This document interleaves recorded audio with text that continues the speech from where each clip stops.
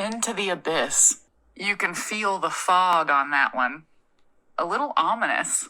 No, I mean, yeah, it does sound ominous. You're right, it's ominous. Into the abyss. It's very scary sounding, and I get that. Representative of the unknown. And we're all scared of the unknown. That's nothing new. When you talk about the abyss, you think of that Nietzsche quote, whoever fights monsters should see that in the process, he does not become a monster, right? So if you want to fight the monsters, be careful you don't become the monster. For if you gaze long enough into the abyss will gaze right back into you. And so in that, right, the abyss is a cautionary tale. Other writers and great minds have thought about it as well. H.P. Lovecraft, the monster sci-fi, author, it says the process of delving into the black abyss is, to me, the keenest form of fascination. I have that one up on my wall, right? He is quoted as saying, "It is by going into the abyss that you recover the treasures of life.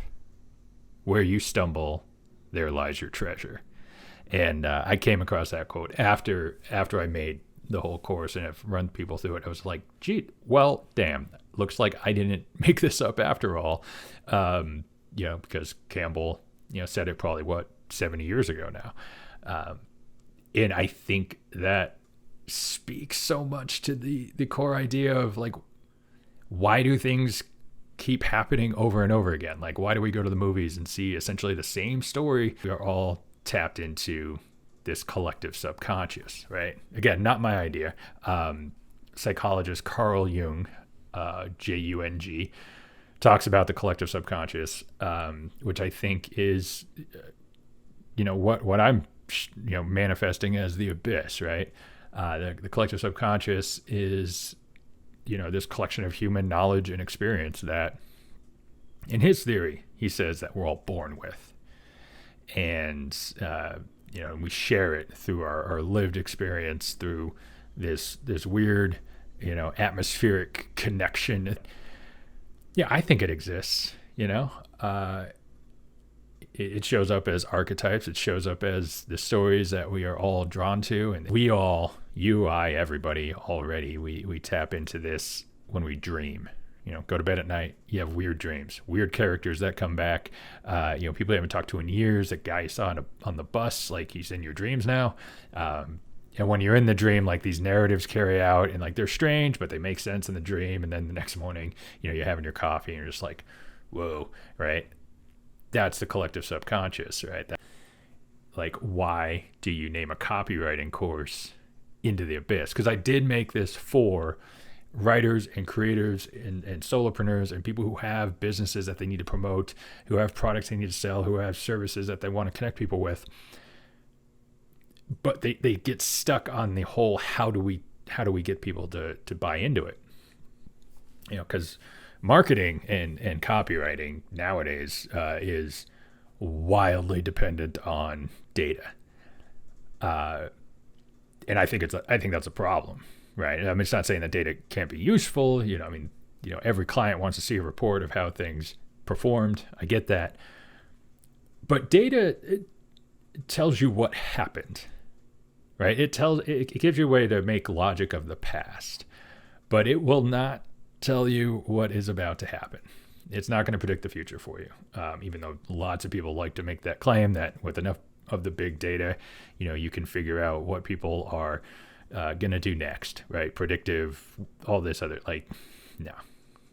It's a nice idea, but as a result, you end up having these copywriting, pros out there who are saying they have surefire formulas on how to write an email headline that everybody will open, or here's the top 5 things that you need to have in all of your Instagram posts, right? And they all guarantee high open rates or increased sales or whatever. And it's like, what? It's junk, right? And you look at their data, again, looking at what happened, not what will happen, the data of the past. It's like, yeah, okay, they ran a campaign, they had a bit of success with it. It's like that one set of copy works with that one product for that one audience. That has nothing to do with me. Most of my colleagues who are kind of in the same boat, they're buying into these programs and wondering why they're still struggling, because it's not about copywriting. What I do is like, my business card may say I'm a copywriter, but really I do copywriting like fourth, right? It's pretty way down the list. I'm a storyteller. I know that this process, this idea of Into the Abyss, is not for everyone. I get that, and I'm happy that it's not for everyone.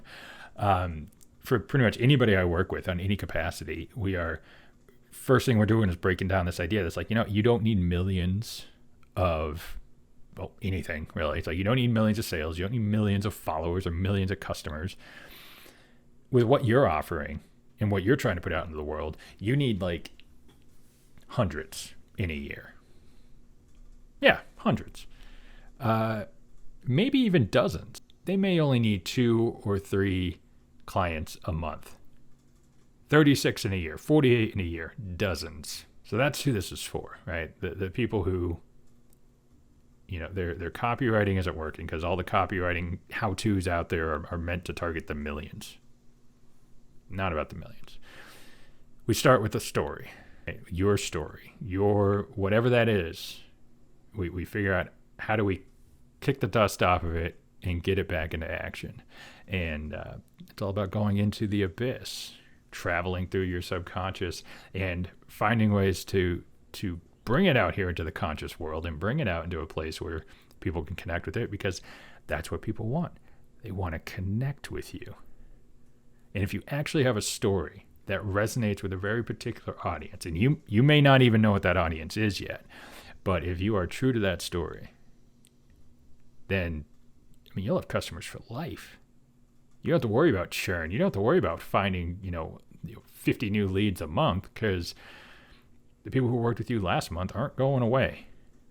And so we find a way to evolve that story.